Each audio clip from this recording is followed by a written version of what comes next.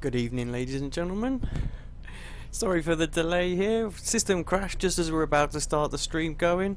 Very typical. I'm just loading in. I have got the start captured on the other system, and we will bring that to you very shortly. But this is ARL-TV GP260 round 8 from Watkins Glen, the classic circuit. We are on lap 1 at the moment. When we do finally load in, we are getting there, very close. Apologies for that. I'm joined by Ryan Littlemore. Ryan, you're obviously watching the race at the moment. Just jump straight into the commentary and we'll talk about the grid and things like that very soon. Yep, as all the drivers are coming around the final corner now. To start lap number 2, we have Peter Volkov in the lead with Nenard in second place. Repussard is in third position with Yayo Rodriguez in fourth. Pablo Lopez is in fifth. Colin Knuth in sixth place with John Allett and Marco behind him. Wojciech in ninth, and we have a big crash behind. I think 4 cars have gone off. I don't know who that was. Let's have a quick look at that. I think, if I'm correct, it was the car. I can't really tell, but it was a big crash. I don't know who started that off, but hopefully we can have a look back at that later during the race. But we've got side-by-side action going all the way down this back straight here at Watkins Glen.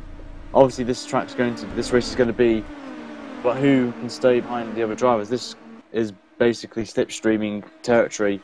You've got long straights galore, 3 main straights really. The main straight, massive long straight, and then this back straight which we're seeing now. As I'm watching Ben Hornell now, he's in 15th place, and he's just climbing through the ranks as he goes past I think, if I'm correct, it is a yellow car on my screen. I don't know who it is, but Ben's going a bit. He takes a very good defensive line.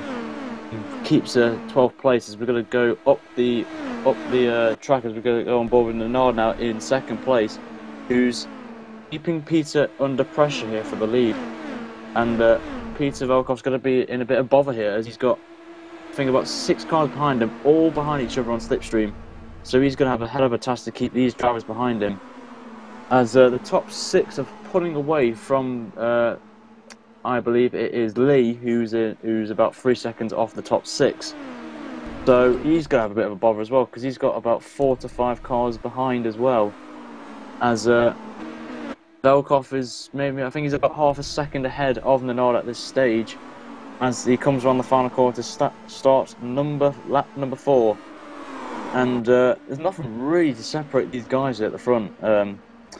We have the likes of Colin, who's at the back of this big long train of cars here, so he could be in here with a chance of winning this race today. Also, we've got Daniel Lopez as well, who came in second place in the last race at Okayama behind Peter Volkov. Tony Repussard, who had a very disappointing race last week, he's in third place. And as we can see, there is a big gap separating the top from 6th place to 7th. There's a massive gap. And Volkov is on the back is catching up to, I think it's Marco Montaldo, who was caught up in the incident at the start. I think John Allett was in that as well, as he's appearing on my on my timing screens as a lap down. But Peter Volkov, Nenard and Tony Repussard are slowly pulling away from Yo Rodriguez, and Lopez is right on the back now of Rodriguez, and Colin is trying to keep a reasonable gap from these drivers here. But yeah, there's nothing really to separate the top 3 here. Yeah, but we're going to jump on board now. I'm going to go on board with Aaron, who's in 7th position, and he is currently got Paul Nielsen behind him, and also Tom Jones as well, who's back this week as he missed Okayama. Right, great feeling there, Ryan. I am back, and we are up and running, I think. Let's hope we don't go down again, so apologies again for that. ARL-TV GP260 round 8 Watkins Glen. I will get you the start in just a second, but what a fantastic race so far. But looks like 2 drafting packs we've got here. and we'll try and cover the action on all of them if we can. Going to be interesting as I said, Tony Repussard is right on the back now of Nenard and also Peter Velkoff. He's gained time on this lap alone, and he did a 106.1 that last lap there, and it's going to be a matter of time before he gets past Nenard, as I think he's a bit struggling. He struggled on that last lap there. As they're climbing up the hill towards the back straight here, and Velkoff's going to be in a lot of pressure. Nenard's got some good slipstream here, and so has Tony Repussard. Could be Nenard could make a move here, but Tony's going around the outside of Nenard now for second place, but decides to take the safe option and brake early. As we're just going back to Yo Rodriguez now, he was really under pressure now from Daniel Lopez. The gap is 3 tenths, but Colin as well, he's in there as well, and he could be fighting for a possible podium if he can keep up this pace. Yeah, just having a quick look at the start of the race back again. We saw Velkoff got a great start, Nenad in second, and Repussard in third. The whole pack steaming up behind there, fairly safely through turn 1 as far as I can tell. Looks all clean. It seemed like it was lap 2 where all the carnage ensued. Yep, and I think Marco Montaldo and John were the big losers out of that, as I think they might have been caught up in that crash. It's just worth pointing out as well that we've got a couple of new drivers today. It's Fabio Montellini, I believe it is, and Cameron Becker, I believe. Could be Decker? Cameron Barker. Barker, there we go. I'm sorry. This whole thing has just caught me out completely by surprise, and we're just trying to catch back up to the action. And I think, is that Lopez there going wide? Yeah, Lopez did go wide, and he lost the back end there, and that's a shame for Lopez. Well, it looks like he's kept it out of the wall, but I think without the draft, it's going to be really difficult. So the guys literally are in tandem here. So yeah, as always, as quickly as says Alex, if you want to send your questions into us tonight, send a tweet with the hashtag ARL-GP260, or you can leave a comment in the stream, and hopefully we can answer these questions sometime during the race as well. As we are on lap number 8. Yeah, lap 8 to 40, it's flying already. Little bit of a gap now. The front 3 started to get some. I think that's Joel Rodriguez there. He's going to struggle to get the slipstream. Must have made a little mistake. And Tony Repussard's going to try and make a move here, round the outside of Nenard for second place. Yeah, going around the carousel, not always easy to do. Is he going to keep it round this corner? He does, and Nenard does have the racing line and keeps his position for second, but it's going to be a matter of time, Alex, before Tony gets past here. Yes, I mean, it's always tricky though, because Nenad has got the slipstream of Peter in front of him, so it's going to be really tricky for Tony to get past. All these guys will have set the car up with as minimal wing as possible. I mean, we can see it, just look at the angle of the wing plates at the back there and on the front as well, so the guy's going for absolute top speed over anything at the moment. Yeah, and the top 3 is separated by just half a second, and don't forget Yo Rodriguez as well, who's only 6 tenths off third place, so, and also Colin as well. Really, the top 5 are separated by just under 2 seconds here, Alex, and with the slipstream, it's going to be very interesting. Well, Colin's just on the tail end. He's managing to get that draft, but you can see Lopez now 4.6 seconds. He's dropped back quite significantly, which just goes to show that the draft just makes all the difference. And we've got this second pack a bit further back, which we will feature a bit later on. But while the action at the front 3 is so close, we'll stick with it. Yeah, I'm just going to jump on board with Tony Repussard now, who is in third position, and it's... Oh, it looks this is very tight here, Alex. Very tight between these top 3. But regarding strategy, Alex, what are we expected to see here tonight? Well, I think the guys are going to want to go for outright pace through the whole race. So I would think they would have put as little fuel in as possible this first stint to get them to the halfway point, and then they'll do the same again. So it's a matter of making the car as light as possible. I don't think anyone would take a high fuel run and then go with a low fuel run at the end. as we just hear some team chat there, so apologies for that. Yeah, as I'm just going to jump back to the mid-pack and just see this long train from Paul Nielsen, and he's going all the way down to Ben Horner, who's in 11th place, and we'll see how those guys are doing. Obviously, they're a long way off this leading pack. As I'm just going to jump on the back of... Yeah, it's Ben Horrell. Oh, just... Did you say Hornell? I thought you said Hornell. one of the two there. Cameron Barker as well. They're coming. Ben's putting him under a little bit of pressure. Yeah, I mean Cameron's doing a good job so far in his first race for the GP260 race. He's in 10th place, doing pretty well. I don't know, can't remember where he started from. I think he started in 14th place, so he's gained 4 places already, Alex, and a hot prospect for this league. After a couple of races, he gets used to the car and the actual race pace, and I think he could be up there fighting for the likes of Peter Velkoff and Leonard. Yeah, I mean, I think anybody had a chance of winning here today as well with the way the draft was, but that crash on lap 2 split the field in half, so got little individual battles going on now with the slipstream in effect. Yeah, I was just actually watching just from the gearbox of Repussard here as Rodriguez tries to catch up on the back of him, and it's just not making any progress with the slipstream from the car in front. So it's pretty much what I said. Everybody's sort of going to nullify the draft effect, so it will all be about driving ability and getting up the inside or getting a really good exit out of turn 1, so you're actually carrying a mile an hour or 2 up that hill where you can get side by side.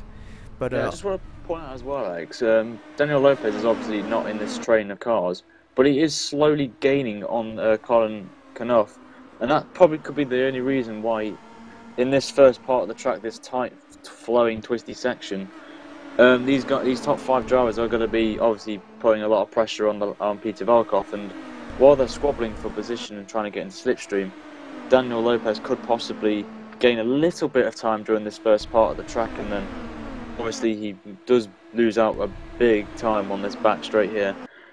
So I wouldn't really count him out yet, but at this time I think he is. I don't think he's going to get in this top 5 at the minute, but you never know what might happen in these races.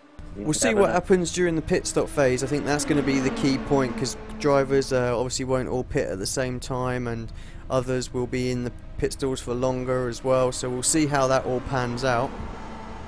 Yep, as the gap is now 1.5 seconds covering the top 5, so nothing's really changed since a couple of laps ago, as they are already on lap number 13. It's going quick, this is, Alex, isn't it? Yeah, it's going to be over before we know it.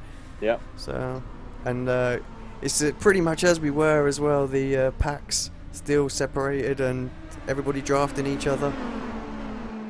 This is going to be a good one, this one, Alex, this one. You never know, any of one of these 5 here could possibly win this race today.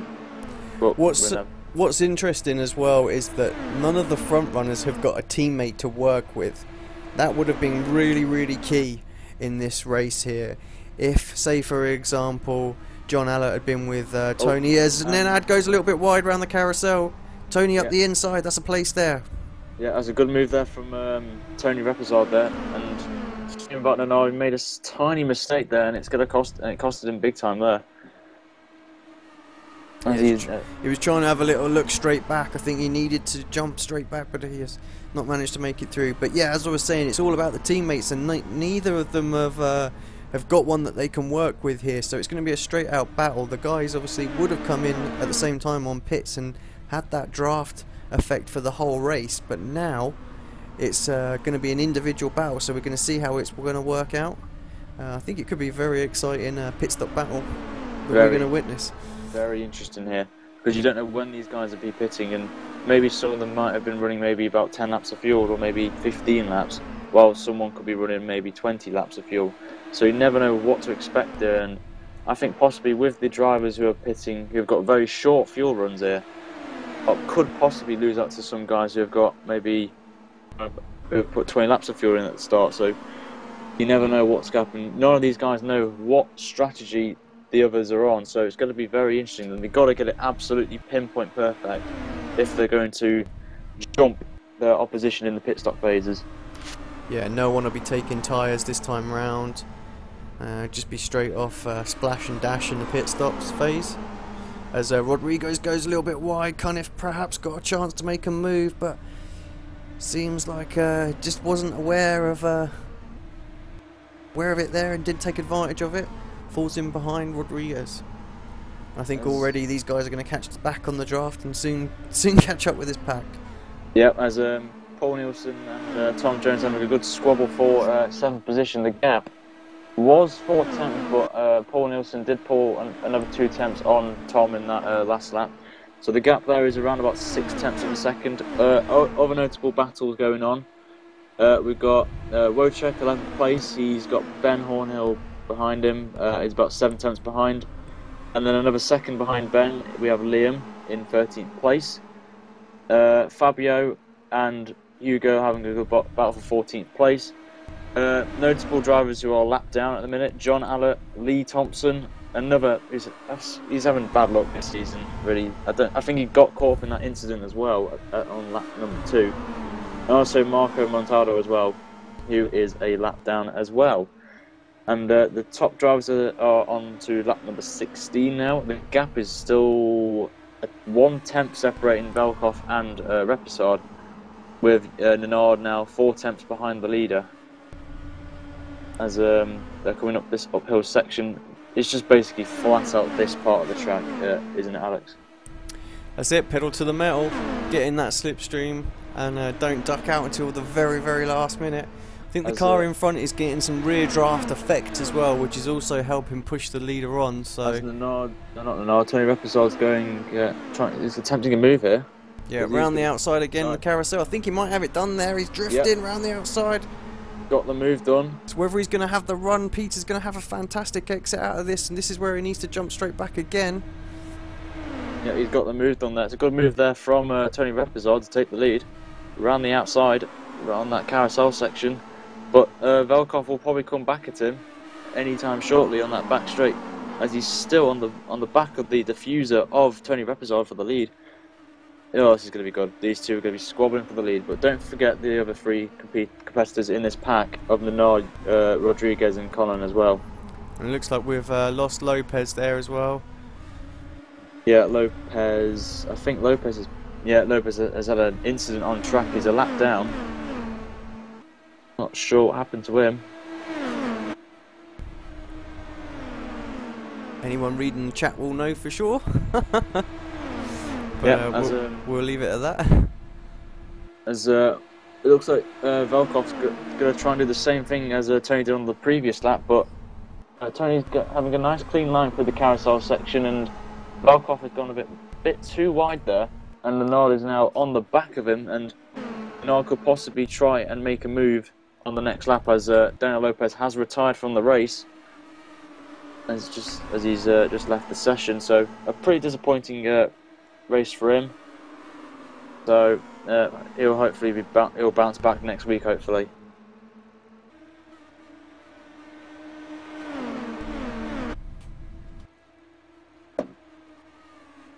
As I'm just going to go on board with Tony Repussard now in the cockpit cam view, as this is really the battle that we're going to be concentrating on the most, as at the time being, as the gap is about 2 seconds. It's about 1.2 now between the top 5, as looks like Velkov's going to try and make a move here, but this time he is on the inside line, so we will have the advantage coming to the carousel section. Gets the move done, great there. It's good to see, and Colin did try to attempt a move on Rodriguez, but he decided to back out of it. The safe option. Looks like Nenad's going to try and follow Velkov through here. As we got some drivers in the pit lane, the back markers are going to the pit lane to put some fuel in. I don't know who it was, but someone's in the pit lane, so I think the pit stop phases are about to begin anytime shortly with these top 5, so expect these in the pits in the next 2 to 3 laps, I would guess. As Velkov is pulling a slight gap on Tony Repussard, but remember, Slipstreams is the big key here. Yeah, he's going to get, that gap's going to get eaten straight back up, really. It is, as we're coming down this long back straight. These five, have been fighting quite fairly, and we've not seen any major side-by-side action, which has slowed down some of the people sort of mid-pack. I think they all know that they just need to stay tucked up through this first stint of the race, get their fuel on board, and then really push on this second half of it. It's all going to be key when the pit stops come into play. Who's going to duck in first? Are people going to work together? Oh, I think... Velkoff there, he comes in. Oh, I think that's Rodriguez is going to go in the wall. He's coming to the pits as well. Oh, he was very close to hitting that wall there. He just missed the wall just by a tiny whisker, so he's a very lucky boy there. Well, it looks to me as if Velkoff got a little bit loose and thought, right, I'm going to come into the pits, and then in trying to avoid them, you had Nenad and you had Tony, as well as Rodriguez, all scrambling to try and avoid them. And Rodriguez just jumping into the pit. So those guys in together. We've got 3 out. Let's see if these guys all pit at the same time and work together. Gone past the nod up into second position, and he's right on the back of Repussard now. So Colin could possibly be in with a sniff of a win here. But if these guys want to stay in the pack that have just pitted, they have to pit this lap, in my honest opinion, unless it could be, could possibly try and get some clean air. But it depends where. I think it was Velkoff and Rodriguez. Yep. Yeah, Rodriguez. There we go. Repussard in, along with Cunniff. Nenad on his own. This could be really key for Nenad. He is either going to make a second or two, or he's going to lose some time. I got a feeling it's just going to be the other. And as we've got Mantellini as well, his debut race. Yeah, as I'm just going to jump on board with Velkoff as he's approaching the final corner any moment now. He could possibly, I think, might jump this pack. I'm not entirely sure. He's come out the final corner right now. And where are the 2 main drivers, Alex? Yeah, just having a look. I think they're just exiting the pits as well. And Velkoff has come out. We've got driver just in front of them. That's Repussard in front. I think that's Cunniff behind. It looks like Cunniff's taken a little bit more fuel, and he has lost the slipstream with this as well. I think Velkoff has just about got the draft from Repussard in front, but I'm not sure if Rodriguez has got it. This is what I said about the pit stop phase. This was going to be the important part of the race, whether people were going to jump and get away into some sort of air and avoid getting the slipstream. This is where people will be on their own and can build a gap. Yeah, let's keep an eye on how this goes. Don't forget we've got Nenad still out there as well. He could well play a big part in this if he's managed to break a little bit of a gap and gets a fantastic entrance into the pits.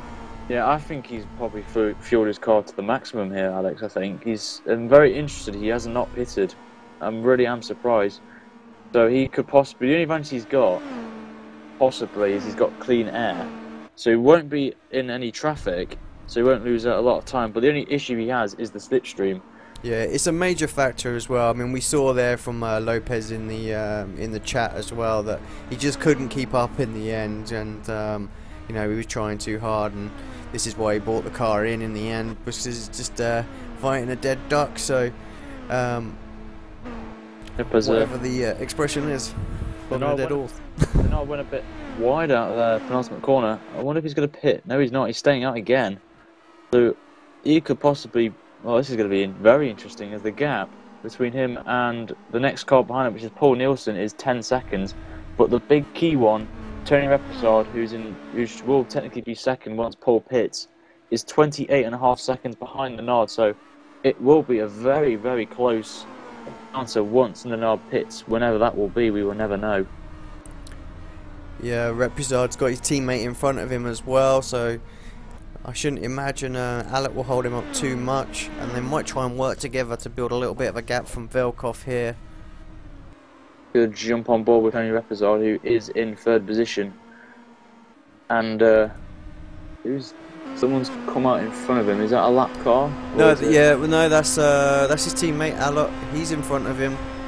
So he will, like I said, he hasn't had a pit stop yet. So one of these two will. I'm guessing he is a lap down. Is Alec? Yeah, as you can see that he's doing a Alonso Massa style slipstreaming there. Very, very good teamwork there, and he's let Repussard through. Yeah, he's let Tony go. Tom Jones, welcome back, Tom.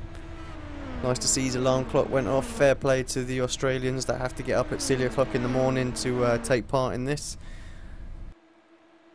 But Tom in 7th, he has got Nanard's in the pit lane. Nanard in the pits. So we'll jump on and have a quick look. Nanard, see where he comes out. But yeah, Tom Jones, I think he was tucked up right behind Paul Nielsen there. You can see in the background leaders coming down the straight. Yeah. He needs to go. I think, yeah, Repussard's gone through. He's lost a lot of time there. That draft effect. He's going to jump on the back end of, I think this is Alert. He might just get the draft here from Cunniff. So, yeah, it didn't work at all well for Nenad. He should have got himself in and come out and join this pack again. He's going to have a hell of a job now trying to work his way back up. From a 5-horse race, it's now really technically a 2-horse race with Velkov and Repussard. The gap now is around about 5 tenths. Well, it was on that last lap, but I don't think it is now, as Velkov is in the slipstream of Repussard. And this is basically between these two now for the victory today. But yeah, the big loser from that, if I'm really honest, is Nanard there. He should, as you said, he should have pitted when these guys in front of him did. He had to go. He had to take a gamble though, Alex, didn't he? Yeah, absolutely. I mean, Rodriguez made an advantage on that through the pit stop phase. He was sat at the back of that pack really, because Cunniff had made his way through. So he was loose going in as well. So he made the right call because he was a little bit sideways.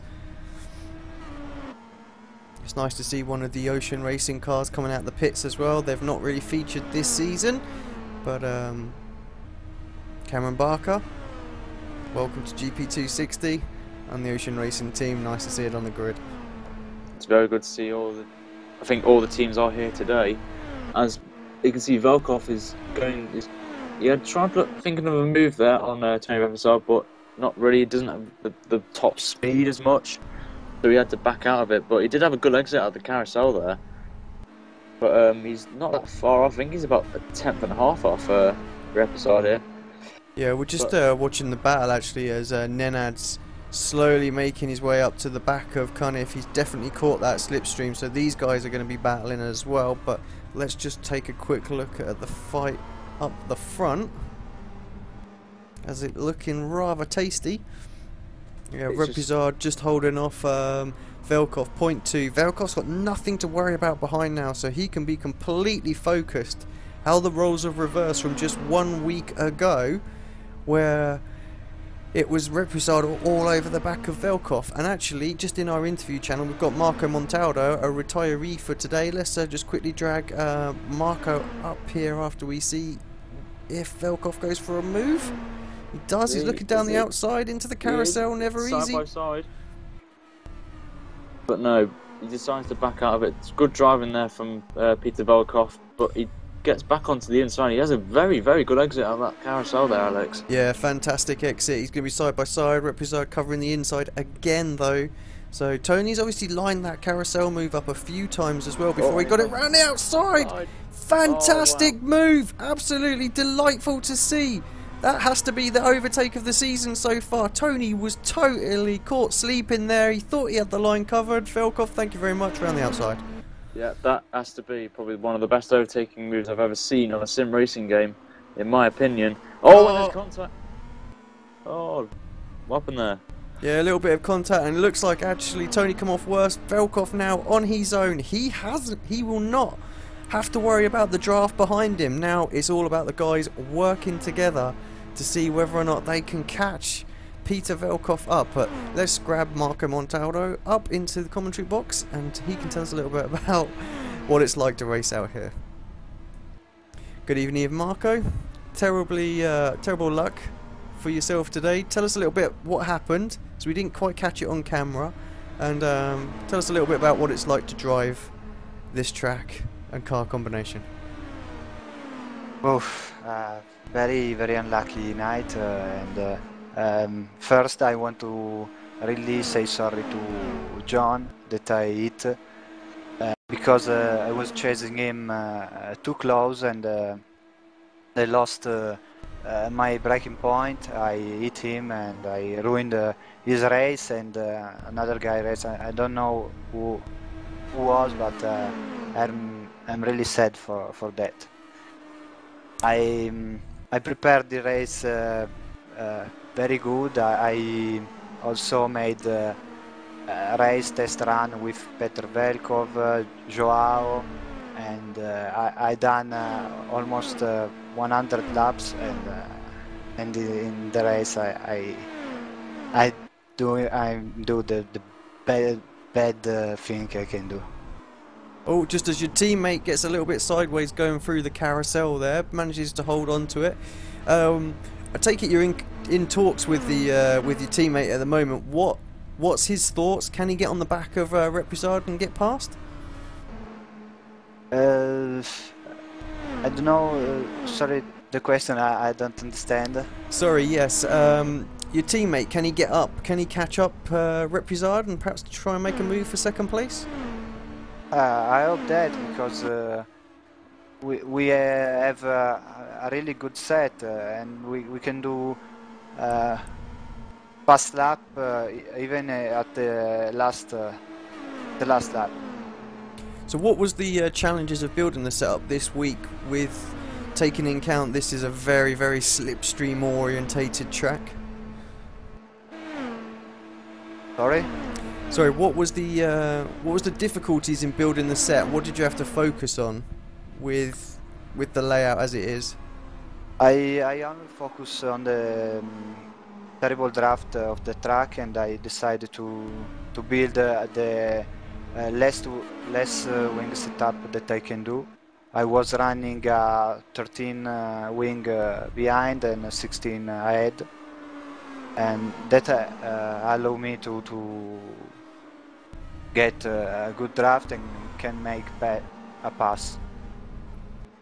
Well, unlucky again, Marco. We will see you for the next round, which is going to be in 3 weeks' time after the little break. And obviously, I know none of the drivers know what track we're at next, but we will be announcing that very shortly. But yeah, commiserations again, and we'll see you in 3 weeks' time. Okay, I hope in better luck, and thank you for your broadcast. Bye, Alex. Bye, all. Cheers, Marco. See you again. Bye. Marco Montaldo there, still quite upbeat. Bit disappointed that he caused the wreck, but yeah, his teammate now coming under quite a bit of pressure from Colin Cunniff again round the outside of the carousel. It seems like that's going to be what you need to do to get past. Yep, as the gap now between Repussard's pulled a gap from these two drivers. I think he's about a second up the road from these two. But Peter Volkov, the lead, is now 1.3 seconds, and if I'm honest, I think he's in a very comfortable position for the win today. As they start lap number 31, 9 laps to go. Volkov, I think, has this win in the bag. If I'm completely honest, Alex. Yeah, he's just got to keep it clean, don't make any mistakes. I think Tony's just outside that drafting area, so it's just going to be down to raw pace now. We know how quick he is. Obviously, when there's a car in front of you as well, sometimes you can really push yourself that extra mile, but it's all about the battle for third place at the minute. Rodriguez coming under even more pressure from Cunniff. It's nice to see Cunniff up there. He has failed to deliver this season in so many opportunities that he's had, and I think he'll want a podium here today, so he's going to push hard. Nenad, obviously another driver that wants a solid podium finish, looking good in the championship, which we will bring up and show you at the end of the race as well, because we missed all that, as well as thanking the sponsors and everything else, but we will do that after the race. Yeah, I'm just in the middle pack, and I'm watching Paul Nielsen. He's in 7th position. He's in a lot of pressure now from Apex Racing UK driver Liam Williams, who is in 8th place. The gap is about 7 tenths, and also as well, Aaron Mullen is in a lot of pressure from Ben behind him. It's about 7 tenths again, so these two battles going on could really spice up, and if any one of them make a mistake, especially the likes of Paul and Liam, if they make contact, Aaron and Ben could benefit a lot from this and gain a couple of positions here. Yeah, apologies to the guys not being able to cover all the action behind the scenes, just as we quickly do jump on and have a look at Williams trying to close this gap down. And I think Williams might well be able to get onto the back of him. Didn't have a particularly great qualifying, but Nelson looking pretty comfortable. He's been on his own all race, but let's see what he's like when he's got a little bit of a drafting buddy with him. Yeah, I just noticed as well. Obviously, Peter Velkoff has got a clean track in front of him, and Repussard's not in the slipstream. Well, he's not got any slipstream behind him. The gap is slowly decreasing, ever slowly. Tony was about 2 tenths quicker on that last lap than Velkoff was, so possibly Tony could get back in the slipstream any moment now. But Tony has to put in very, very quick laps, and he has done again. He's gained a tenth on that last lap. The gap is now nearly a second, Alex. We could be in for a very feisty last couple of laps here. Yeah, we'll jump straight back onto that in a second, just as we saw Aaron Mullen going a little bit wide round the carousel, and Ben Horrell taking that position there. Obviously, a little bit of pressure from Horrell there, did the job that it needed to do. Mullen's going to have to find his way back past, but let's jump back with the leaders. Yeah, I think Repussard is just in the slipstream, I believe, of Peter Velkoff. I think. But yeah, I think Repussard, he was the quickest of the two, as I said on the last lap, by a tenth.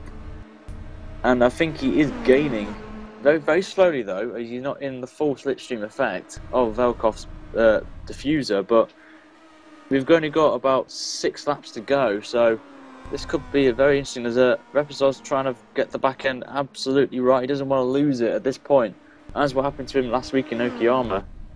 But, yeah, I really thought actually this trio behind would start to catch the guys up in front, but clearly they're battling and actually holding each other up at this point. Yeah, but Velkoff looking very, very fast. Tony is having to push it to the max just to try and close this gap, and I think actually Velkoff pulled a little bit away in that last sector 1 sort of there. Yeah, I mean, I was just about to say, Repussard did pull another tenth on that last lap, but as you said, he did make a mistake, and he could possibly have lost that tenth he gained in that last lap. But it really depends if Tony's in this slipstream, but he is really pushing this car now around the carousel. He wants to give it all the full beans and just catch up to Peter and hopefully get a win here today. But what we just missed as well, Matiewicz just managed to make the move on Cunniff going into the carousel. So Rodriguez sideways again. We saw this last week at Okayama, having a little drift through there. He looks like he's struggling out there with the pressure. Oh, did he clip the wall there? That was ridiculously close if he didn't. Matiewicz definitely seems like he's got the opportunity to make a move here. Down into turn 1, needs a good exit. Oh, Rodriguez definitely having a little wobble side by side up through the hill. Through the S's. Fantastic racing. I think it's all done. He's got it past. But could Rodriguez get the slipstream back past before going into carousel? It's going to be very interesting, as I'm just on board with, just to say about the top 2, they were identically setting the same time on that last lap, which is amazing to see. But as you said, it was a good battle going on behind third place with Rodriguez, Nenard and Colin there. Yeah, Nenard takes third place. Just want to give a shout out to Nenard. He sent me some bits and bobs to try and get some live telemetry and things like that to display. And with my crash, I haven't had a chance to get everything set up. Yeah, so thanks to him for sorting that out. But yeah, unfortunately, I can't get everything back working again. As we have a few laps to go, and well, Repussard just pulled 3 temps on that last lap on Peter Velkoff. He is really pushing. He's giving it the full beans here with just 4 laps remaining of the race. Yeah, 4 laps remaining. He is now in the slipstream effect now, is Tony, and he's going to be just hoping that his car, if he's got the right setup, get right on the back of Peter Velkoff now. As he's coming down the back straight now, he is slowly gaining on Peter. Oh, this is going to be very interesting. This is, yeah, Alex, definitely in the slipstream zone now. It's going to come down to a battle between these two. The Rat Tracing pack have just fallen off all of a sudden with their intense battle that they're having as well. Can Velkov hold into this? You can see it 3 wide behind us as well. Rodriguez on the outside of Matijevich, and Cunniff's just having a look, see what's going on. Good. As I'm just on, Repussard was right on the back of Velkov. He was right on the diffuser. But Velkov did pull a bit on the last couple of corners, and the gap now is about, I think it's now 0.3 of a second with just 3 laps to go. Repussard was really aggressive through that turn 1 there, as he's coming up through the S's now. Yeah, we know Repussard can make the moves round the outside of the carousel. He's already done it once today, but Velkov is no slouch. We saw a fantastic move coming into the second from last corner as well, so I think these guys are going to go absolutely right for it all the way to the end. Yeah, as Repussard's going to try and attempt the outside line again round the carousel. It looked like he was going to make a move, but he decided to get back into the slipstream of Velkov. Could he possibly get a move around the outside done it at this corner? I don't think he will, but he's really on the back now. This is really, really, really good to see. Yeah, as I'm just jumping back on from into 3rd position with Nenard, as that battle is really feisty now for 3rd position. As Colin, I think, is really, is slowly going backwards. He's going backwards, basically. Yeah, Repussard really close, perhaps having a look down into turn 1, ducks back in. Oh, nearly got his braking wrong there. Could have ended both of their days in the front. Top 3 would have been this little train behind, but... This really is putting me on the edge of my seat now. I am really close to my screen now, just watching this. Just hoping that there isn't any contact, because this is a really, really excellent battle going on here for the lead. Yeah, we saw this last week, these two as well. Went at it again. It's just exactly the same position that we were in as well, which we were kind of denied a little bit on the last lap. Let's hope we don't see that again. In my honest opinion, I really don't want to see that again. I really want to see a good battle between these two right to the end of the race now. As Repussard's now, he's just waiting. He's waiting for Velkov to make a mistake, so Repussard can get a good exit out of a corner and get as much slipstream as possible and get the job done as early as possible. As they both come around the final corner to start lap number 39. I think Repussard's about 2 tenths behind as they cross the finish line now. And we're also covering the battle behind as well, picture-in-picture action, just looking at the battle for 3rd place, so we'll try and commentate on both. Not always easy, but hopefully we can manage it. But yeah, Velkov 2 laps to hold on to this victory. I will say nothing about it. Do not want to curse him, but let's just see how it pans out. Both drivers obviously won a race in this season. I'm sure they would want competitors in between each other, but it's not the case. I think Repussard could try and make a move around the outside here. He's going to have a look again. Oh, I think Velkov a little bit wiser to it this time round, but I still feel that Velkov's giving him the opportunity to do that by hugging that inside line. When he comes out, he needs to go out with him. Stop him from getting an optimal line through that, because he's still not very wide, Tony, and he's drifting in afterwards and getting an excellent run.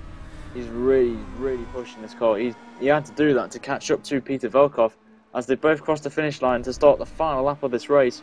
This is going to be very interesting to see, but Tony has to try and get as close as possible after turn 1 here and get in the slipstream, which he has done.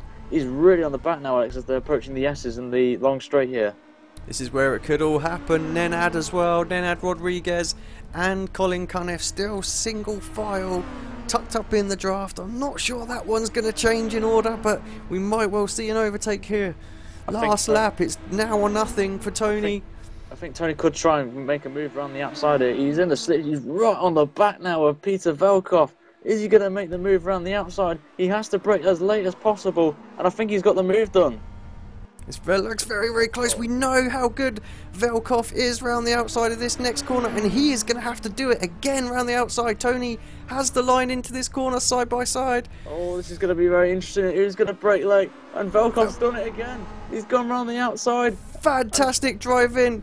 Covers it off the outside. Tony looking round the outside, maybe up the inside. Tries to the cutback. Doesn't happen. Velkov holds on for another victory here at Watkins Glen. Fantastic driving. What a great race. Oh, And Nenad Matijevic comes across in third. I believe Rodriguez, I can't see it quite in the background, does indeed take fourth place with Colin Cunniff in fifth. Fantastic driving. What a race we've just seen. wow. Oh my god, that has topped last week. Blooming heck. That was absolutely brilliant driving from Repussard and Velkov as well. But how did Velkov do that? How did he do that, Alex? It's just baffled me. How has Yeah, he done Ben that? Horrell here coming across in 8th place. William Williams down in 9th. So I'm not quite sure what happened to Liam, but something didn't work out for him. And he dropped back, but he'll still be delighted that he's picked up some points. Yeah, as I've just seen someone flying into the barrier at turn 1. I don't know who that was, but Aaron Mullen there, 10th place, second time this season he's picked up some points. His teammate Liam Williams, Lee Thompson obviously got caught up in that early battle. 11th place, Fabio Mantalini. I'm sure he'll be pretty happy with 11th place for his first race of the season. Certainly someone to keep an eye on. I'm not sure if he got involved in some trouble as well. So to stay where he was, pretty good start. And Cameron Barker as well. He's coming across as we see the Ocean racing for the first time this season. yeah, I have to admit, I have to give full credit to both the new drivers here today. They've done pretty well, Alex, and especially Cameron. He's gained 2 places from when he started in 14th place. So I give him a big clap for him, for that. A good performance from him. I know we can have an interview with him later. Yeah, tricky little track to jump straight onto and race in this league when they know each other so well. But yeah, both guys did well, and I'm sure for the second half of the season they will feature a little bit more than what they have done today. So sorry I didn't capture too much of you on track, but we will have a look. We were gonna give you guys a shout out at the start before all of our technical problems, but there we go. This is the way things go. Yep. I'm just gonna quickly just go through some questions we've been given throughout the race here, Alex, for both of us. Our first one comes from Alex Afro, at Alex Afro, and he's put, how did you both start commentating? I started commentating back in the day on F1 2010 videos and did it sort of post-race stuff and had a bit of a laugh with Woody, and yeah, that's how we got commentating really. Just sort of built up from there. It was all sort of post-race stuff before, and joined iRacing and then started trying to do it live.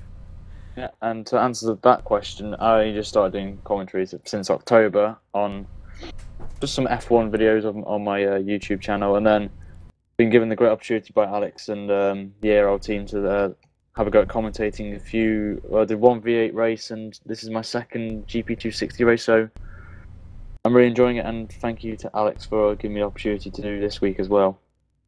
You're more than welcome. Just having a quick look at the final standings as we'll get to another question in a moment, but Peter Velkov taking victory again, 0.3 of a second from Tony Repussard and Nenad Matijevic in third place. He'll be pretty happy with that actually, because he looked down and out in sort of 6th place after the pit stop phase, 4.5 seconds back though. Yao Rodriguez in 4th, Colin Cunniff in 5th, Tom Jones 6th, Paul Nelson in 7th, Ben Horrell. He will be delighted with that 8th place and championship points as well. So he is in the commentary channel, so we'll drag him up in a little moment. Liam Williams in 9th, Aaron Mullen in 10th, Fabio Mantalini in 11th, just outside the points, but stays on the lead lap. Cameron Barker 12th, Hugo Petro, Wojciech Rabstein in 14th, John Allert in 15th. As we know from Marco, he got involved with that incident at the start. Lee Thompson 16th lap down, Charles Sears 14 laps down. I'm guessing he had a shocker somewhere that we didn't quite see on the camera. Marco Montaldo obviously out early on as well, and Daniel Lopez retired after about 14 laps that would have been. So yeah, we've got a few drivers just coming up into the channel, so I will just drag them up in a short sec. Let's just get this race board back up.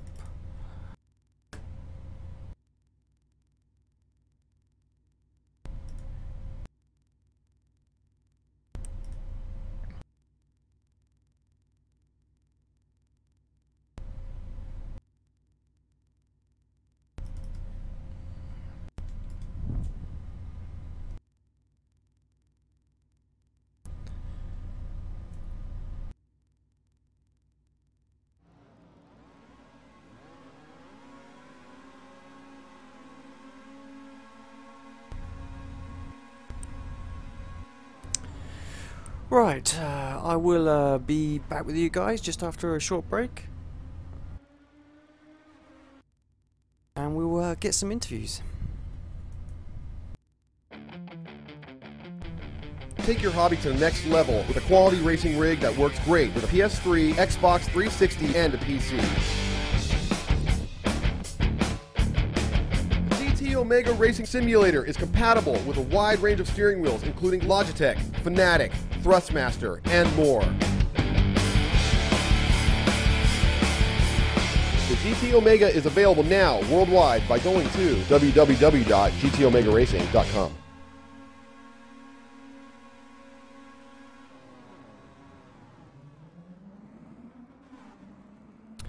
Right, and we're back thanks to our sponsor there, GT Omega, putting up the prizes for this championship. And we'll just have a quick look at the recap at the start again, but we're going to drag our race winner up here for an interview, Peter Velkoff. Bear with me while I bring him up. Congratulations, Peter, welcome back to the commentary booth. 2 wins, 2 races, tell us how you feel. Awesome, dude. Woohoo! Round the outside, second from last corner, twice. Fantastic driving, fantastic driving. How did you do it? I'm just amazed about Peter. Just can you explain how? Well, you had your right foot pressed firmly on the right pedal. Hold down. Then, of course, the braking part is very important. I was a little behind, but I know that corner, it's my favorite of the track, the last two. You can see I definitely pull up a little there. And just leave some space and don't get out of the track and see what happens next, because you're on the inside fight for the last corner, and that's a good opportunity if you don't do it on that. But I got lucky and Tony wasn't fighting that hard. Yeah, it looks like he was sleeping the first time you did it, but he was a bit more awake, but you still managed to pull it off. And yeah, absolutely clean move as well. So two in two. You know, I'm a bit of a follower and a supporter. I feel that you perhaps should have won a few more this season as well. So it's nice to see your name at the top now and starting to claw your way back up the championship table. And talking about championship, we're halfway through now. Do you think you potentially got the chance to have a run on Repussard for the rest of the season and try and nick that top spot come the end of the season? Of course I'm aiming for that, but we'll see. Let's have some more races, and if I keep scoring wins, it's possible. It's definitely possible. Just tell us a little bit about the challenges of this track. And what you were expecting from the race, and did you have to compromise anything, or were the setups completely different here? First, I want to thank you. I don't know how to pronounce his name, Rodriguez Joao, for his kind help. He shared his setup with me, and that's a great deal improved my lap time.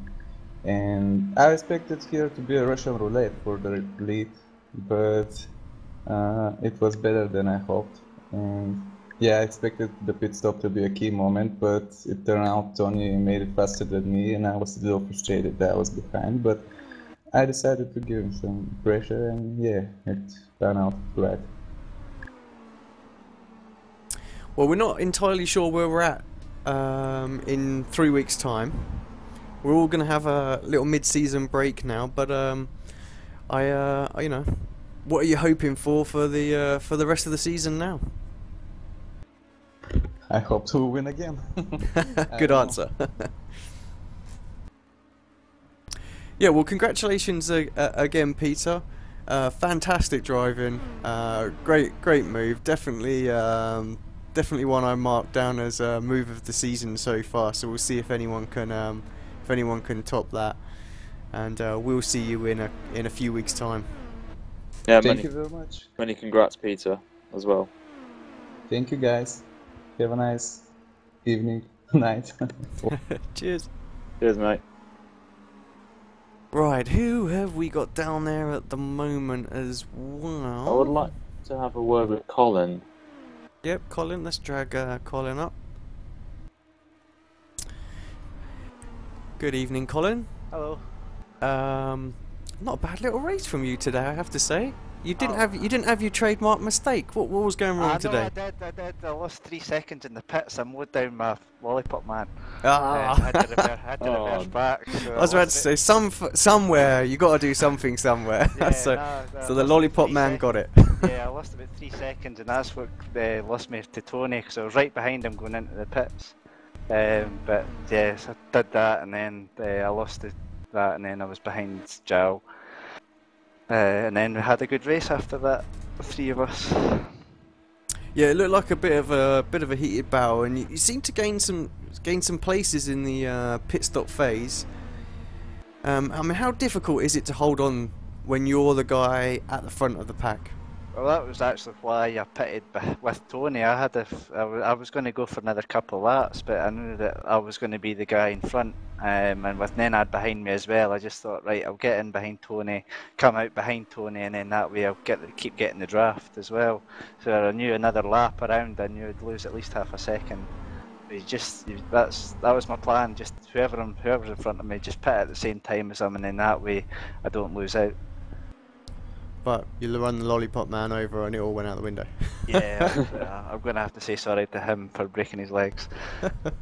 What happened to Charles? We've seen him quite a way down, and I think he said something midway through. I think we heard some team radio or something like that. Have you had a chance to speak to Charles? No, I haven't yet. No.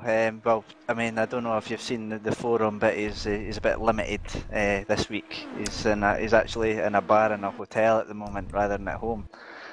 Oh no, yeah, I do remember actually him saying that last week when he come into the channel and spoke to us. So yeah, fair play to him for making it. Anybody else would have just not bothered, but no, he decided to take a laptop and his steering wheel and just use the clutch paddles on his steering wheel as accelerator and brake. So it's pretty good effort from him, to be fair. I hope he took his GoPro with him, and we're going to get a video of it in his hotel. He took his webcam, but he said at the start he was going to turn it off. So I was kind of hoping to see like him driving away with people getting drunk in the background. Oh well, we'll look out on the forum, see if we can catch that back. Obviously, we had a bit of a disaster here in the commentary box of computer crashing just as you guys started. So, but I think we caught most of the action, even if it was a little bit rushed getting back in. But yeah, no, congratulations again today. I mean, decent result. You must be happy, I would think, actually. I was. I mean, the 5th place. I mean, it's a good result. I mean, just being on the pace of the leaders was what I was looking for. I feel if I can try and keep that up now. I mean, I suppose with the draft and stuff, and there only being like 4 corners, it makes it a bit easier. But it's just to be up there and be able to see Peter and Tony until the end, it's good. Thanks very much, Colin, and yeah, we'll look forward to seeing you in a few weeks' time, wherever we may be. Yeah, I can't wait. Cheers, buddy. See you then. Yeah. Right, I just want to grab. I'm going to bring up Aaron and then Paul, but that's going to be our last of our interviews for today. So just give me a second as I grab Aaron. Mr. Mullen, welcome to the comms channel. Thought I'd bring you up because I bet you're pretty stoked at the minute with another top 10 finish and some more points on the board. Yeah, well, yeah, it was actually a cracking race for me. Apart from the start when I made contact with my teammates, I bent my steering. I had to struggle with it for the first half of the race. That's why I pitted a little bit early. And as you probably saw on the stream, I ran out of fuel at the end and lost 2 places. Oh. I just missed that actually.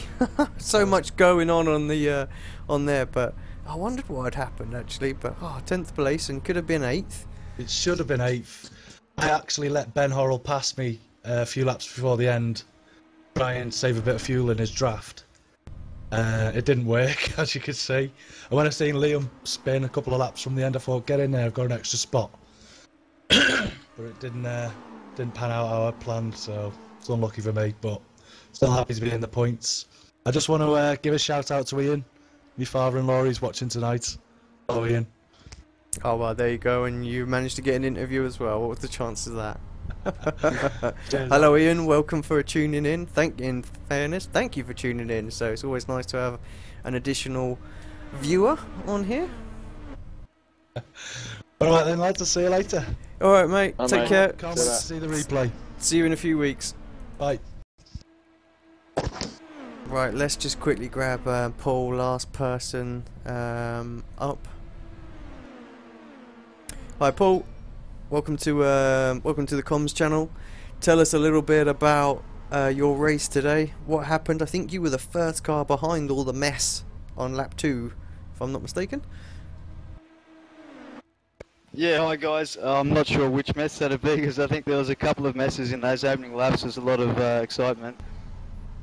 Yeah, I'm not sure really, to be honest, what happened, who was where and who did what, except that I was in between the two green cars. Sorry, I forgot which team that was. Liam and sorry, we got Aaron and Lee at the start. Yeah, they were quite slow in turn 1, and I almost went through the middle. But I had to give room with one. Lee was on the outside. And then they got a bit racy up through the S's on the first lap and had a little touch, I believe. But no, it was good fun in the opening laps racing with Aaron, and I was able eventually to get ahead. And Tom was very quick today as well. He was right in our heels and couldn't seem to break free of him. The stiff for him a couple of times. I thought I broke free of him, but he stayed there. He pitted a little bit early. We saw two sort of packs form early on as well. After there was that incident on lap 2. I guess it's I guess the slipstream has that much of an effect here, does it? That it's if you're not in a pack, you're on your own.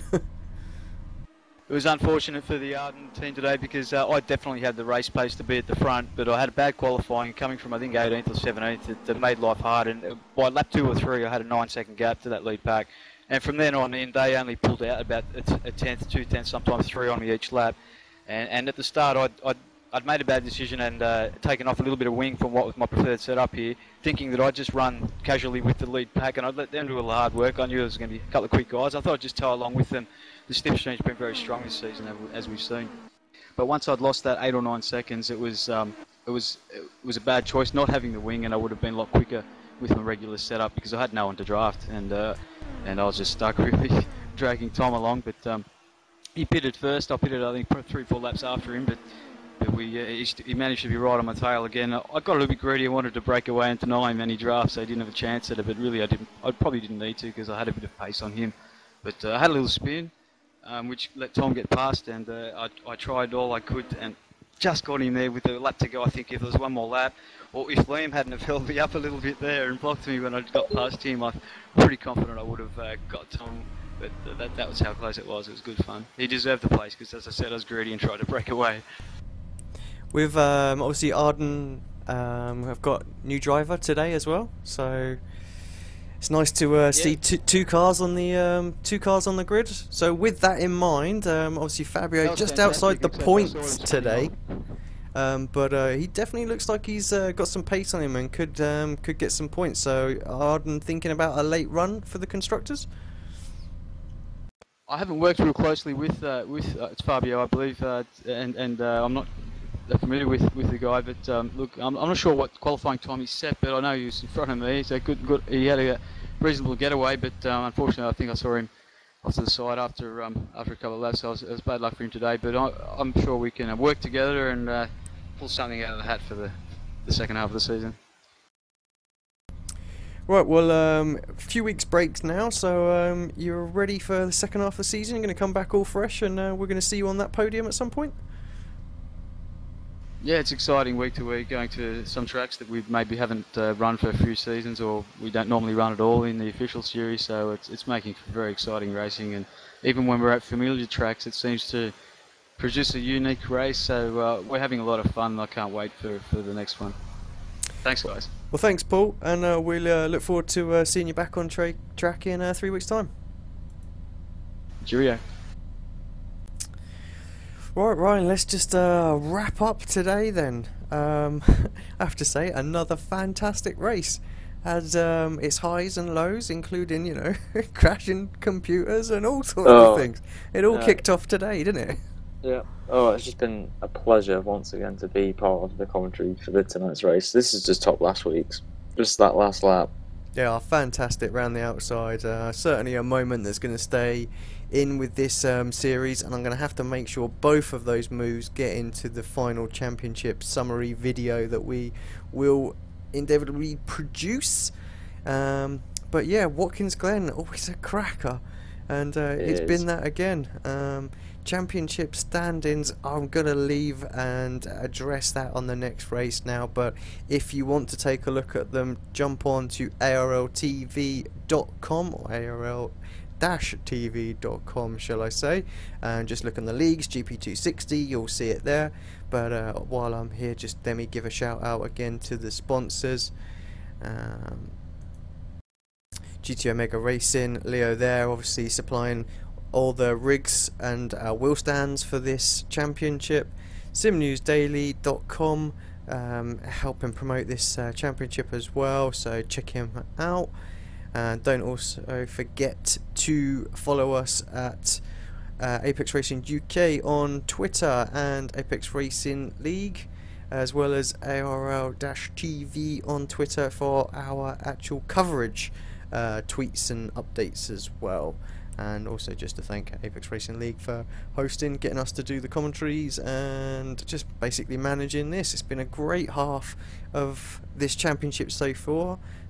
We look forward to what the second half is going to produce, where we're going to go. I hope we're going to see some more fantastic races like this. But yeah, that pretty much wraps up today. Thanks very much, Ryan. Thank you for joining us again in the commentary booth. And we look forward to you coming back in 3 weeks' time as well.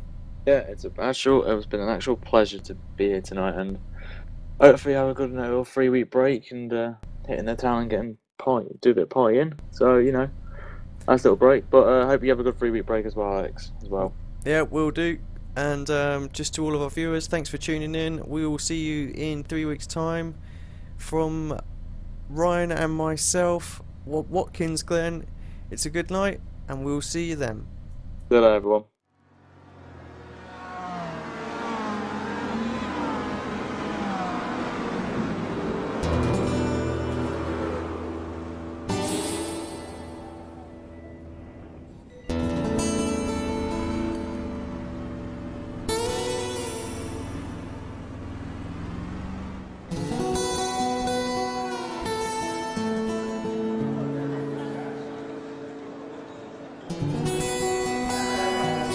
I can tell you about iRacing's precision-engineered cars.